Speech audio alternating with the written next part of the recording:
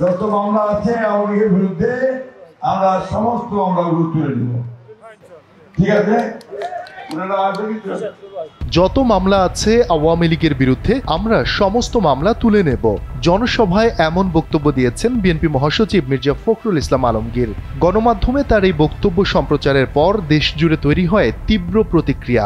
বুধবার বিষয়টি নিয়ে গণমাধ্যমে বিবৃতি দিয়েছেন মির্জা ফখরুল। দাবি করেন আওয়ামী লীগকে ঘিরে তার বক্তব্য কিছু সংবাদ মাধ্যমে ভুলভাবে উপস্থাপন করা হয়েছে।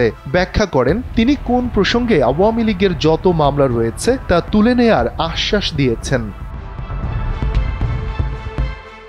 বিবৃতিতে মির্জা ফখরুল বলেন, আজ ২১ নভেম্বর ২০২৫ বিকেলে ঠাকুরগাঁও জেলাধীন সদর উপজেলার মোহাম্মদপুর শাপলা সরকারি প্রাথমিক বিদ্যালয় মাঠে এক মতবিনিময় সভায় দেয়া আমার একটি বক্তব্যকে ভুলভাবে ব্যাখ্যা করে বিভিন্ন গণমাধ্যমে উপস্থাপন করা হয়েছে, যা অত্যন্ত দুঃখজনক। আমি আমার বক্তব্যে বলেছি যে আমরা প্রতিশোধের রাজনীতি করতে চাই না, আওয়ামী লীগের মতো হয়রানিমূলক মামলা করতে চাই না। আমি আমার দেয়া বক্তব্যে আরো বলেছি যে এই ইউনিয়নে হয়রানিমূলক কোনো মামলা হলে আমরা তুলে নেব, কিন্তু দেশব্যাপী হয়রানিমূলক মামলা কিংবা মামলা তুলে নেয়ার বিষয়ে আমি কোনো বক্তব্য প্রদান করিনি।